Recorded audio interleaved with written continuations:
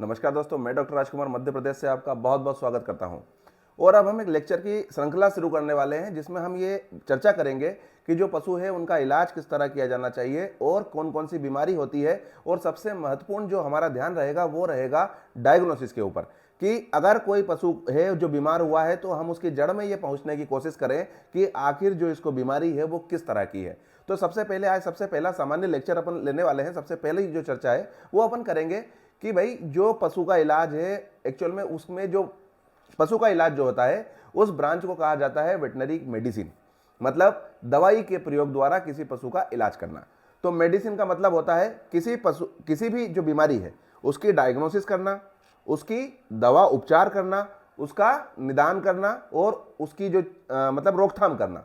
ये सारी जो प्रक्रिया है इनको मिलाकर बोलते हैं हम मेडिसिन की ब्रांच। और जब वेटनरी मेडिसिन की बात आएगी तो जो वेटनरी मेडिसिन होती है उसमें हम पशुओं के इलाज से संबंधित सारी चीज करते हैं। इसमें हम पुनः दोहराएंगे क्या क्या चीज आएगी। सबसे पहली चीज आएगी डायग्नोसिस, दूसरी चीज आएगी ट्रीटमेंट और तीसरी चीज आएगी रोकथाम, मतलब उनको रोक देना बीमारियों को। ये सब जो वेटनरी मेडिसिन है इसका भाग होता है।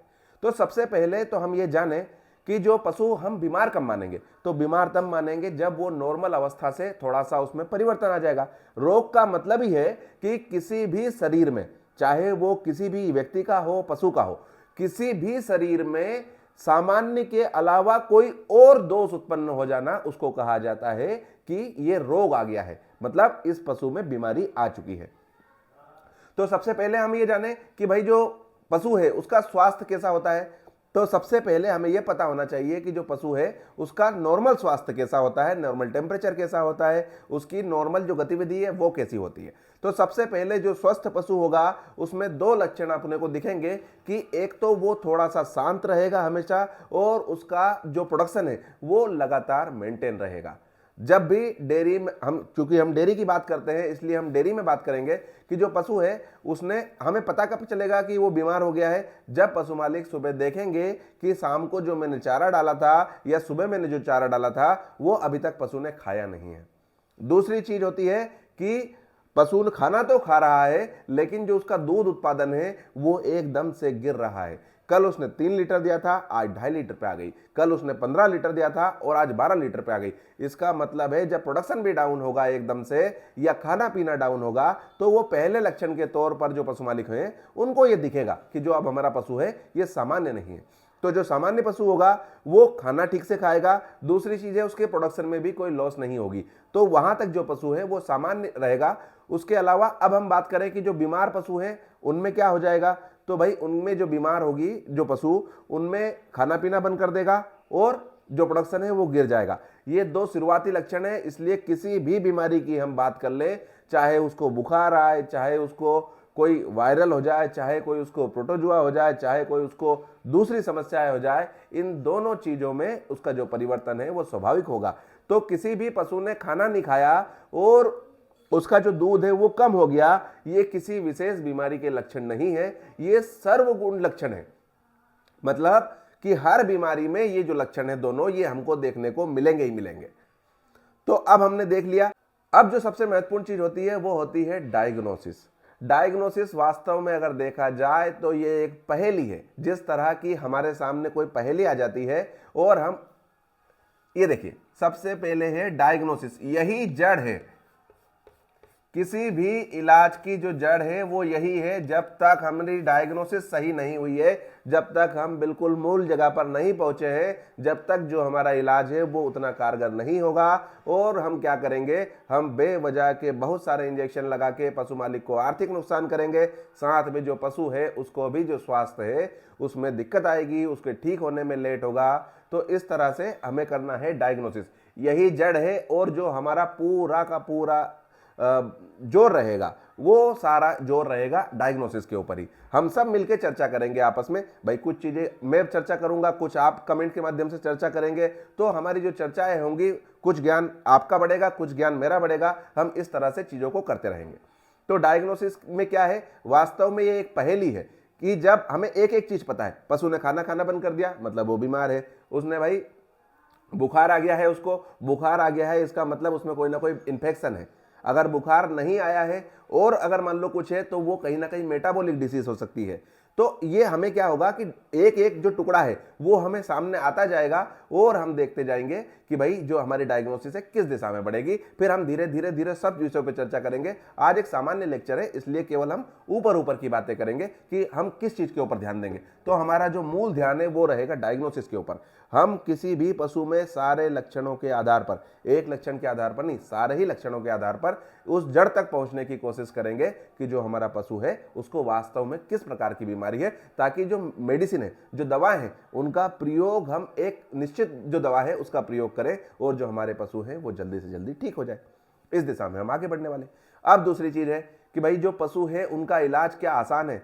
तो पशुओं का इलाज बहुत कठिन है। पशुओं का इलाज कठिन है।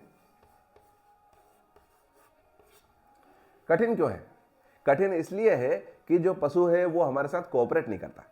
सबसे पहली चीज तो यह है कि जो गाय भैंसे हैं, जो पशु हैं दूसरे कोई भी, वो हमें बोल के नहीं बता सकते कि हमें परेशानी क्या है। उसने खाना खाना बंद कर दिया है, उसका या दूध उत्पादन गिर गया है, लेकिन वो कह नहीं सकता है कि मेरे पैर दुख रहे हैं, कि मेरी आंखों में समस्या है, कि मुझे सिर दर्द हो रहा है, कि मुझे कुछ और समस्या है। वो कह नहीं सकता। तो हमें क्या करना पड़ता है? जब हम जाते हैं तो हमें पूरे के पूरे जो पशु है उसको ही चेक करना पड़ता है कि इसमें समस्या कहाँ हो सकती है। तो एक तो पशुओं का इलाज और एक छोटे बच्चों का इलाज इंसानों में, ये अपने आप में एक थोड़ा सा अलग मामला होता है। ऐसा नहीं है कि जो बड़े आदमियों का इलाज है वो आसान है, वो भी बेहद कठिन है। लेकिन जो पशुओं का इलाज है और छोटे बच्चों का इलाज है, इसमें हमें दो चीजें, बहुत छोटी छोटी चीजें देखनी पड़ती है। सबसे पहली चीज तो ये लोग बोलते नहीं, जो पशु है वो हमारे बोलते नहीं, तो हमें पता नहीं चलता कि क्या बीमारी है। दूसरी चीज है कि हमने पशु को कुछ कह नहीं सकते, वो हमें कोऑपरेट नहीं करता। कोऑपरेट नहीं करता मतलब वो हमारा साथ नहीं देता ट्रीटमेंट में। इंसानों में तो क्या होता है कि मान लो किसी को कहा कि चलिए हाथ यहां रख ले, हम तेरा खून निकालेंगे, और वो बाटल चढ़ाने के लिए व्यक्ति जो है वो लेट जाता है, कहना मान लेता है। लेकिन पशुओं में तो ऐसा नहीं है। पशु हमें बिल्कुल भी कोऑपरेट नहीं करते हैं। अधिकांश जो पशु होते हैं, हम जैसे ही उनको इंजेक्शन लगाने की सोचते हैं, वो हम पे हमला करने की भी सोच लेते हैं। एक केस था, हमारे एक सीनियर डॉक्टर्स थे, वो गाय के पास गए और पता नहीं क्या हुआ, गाय कूदी और वो गिर गए। उनके पैर के ऊपर वो गाय गिर गई और उनका पैर फ्रैक्चर हो गया तत्काल। आने वाले 3 महीनों तक के लिए वो बेड रेस्ट पे जाना पड़ा। उसमें फ्रैक्चर भी शायद मल्टीपल थे, 2-3 थे। पूरी की पूरी 400-500 किलो की गाय उनके ऊपर गिर गई। एकदम आवाज आई कट करके, और वो समझ गए कि मेरे साथ घटना हो चुकी है। तो इसलिए सबसे पहली जो चीज़ है, इसमें स्वयं का भी ध्यान रखें। जब भी हम पशु के पास जाएं, उसकी रीस्ट्रेनिंग बड़ी आसानी से, जो उसकी रीस्ट्रेनिंग है वो बड़ी मजबूती से करना चाहिए। उसको हमें बिल्कुल भी मौका नहीं देना चाहिए कि वो हमें नुकसान पहुंचा ले, क्योंकि जब हम सुरक्षित रहेंगे तभी तो जो पशु है हमारा, वो उसका हम ट्रीटमेंट कर पाएंगे। पता चला कि हम ही सुरक्षित नहीं है तो क्या ट्रीटमेंट करेंगे। तीसरी चीज़ है कि जो पशु है उसमें होता क्या है कि हमने आज मान लो कोई घाव है, उस पर पट्टी लगाई, थोड़ी देर बाद जो पशु है वो गया और वो कीचड़ में जाके बैठ गया। तो ये भी एक ऑपरेशन है कि जो पशु है उसको जो पोस्ट ऑपरेटिव केयर है, मतलब हमने कोई काम किया उसके बाद जो उसको बाद की जो स्थितियां हैं उनको भी सही करना या उनको संभालना भी बड़ा कठिन होता है। पशु कभी कभी ऐसी हरकतें कर देता है कि जो हमारी मेहनत है, जो हम फील्ड में करते हैं, उस पर वो किराए पे पानी फिर जाता है। इसमें पशु की गलती नहीं है, उनका स्वभाव ही है। शायद हम उनका जो विश्वास है वो उस हद तक जीतने में अभी कामयाब नहीं हुए हैं कि जब हम उनके पास जाएं तो उनको खुशी हो। अभी तक क्या है कि जब हम पशु के पास जाते हैं तो वो डरते हैं कि पता नहीं आज ये क्या करने वाले हैं, और इसीलिए जब हम ट्रीटमेंट भी करते हैं तो जो पशु है उनको ऐसा लगता है कि कहीं ना कहीं ये मुझे कहीं कोई क्षति ना पहुंचा दे, इसलिए वो थोड़े से विचलित होते हैं। अगली चीज जो पशु के इलाज को कठिन करती है वो ये है कि हर पशु की जो एनाटॉमी है, फिजियोलॉजी है, और जो दूसरी जो उसके तंत्र हैं, जो चीज़ें हैं, वो एक दूसरे से अलग होती है।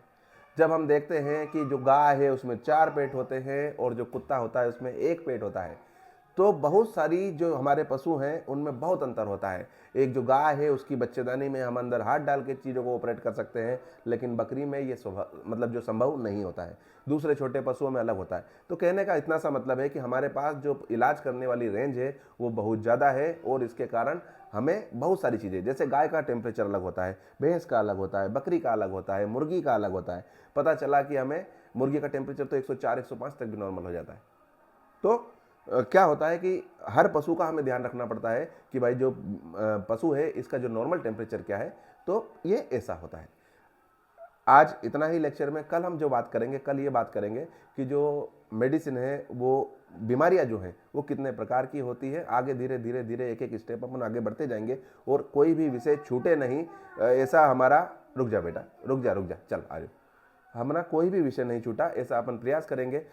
अगर आपका ऐसा कोई ओपिनियन है कि हाँ ये चीज़ जो चर्चा है ये छूट गई है, तो आप कमेंट्स में कीजिए, कल हम उसको भी ऐड कर लेंगे। तो इस तरह से सम्मिलित प्रयास के द्वारा जो हम चीज़ें करेंगे, मुझे लगता है कि वो सबको लाभ पहुंचाएगी। और अगर जानकारी और मेहनत पसंद आ रही हो तो वीडियो को लाइक कीजिएगा, अपने किसी मित्र के साथ शेयर भी कर सकते हैं। और बने रहिए मेरे साथ। जय हिंद, जय भारत, धन्यवाद।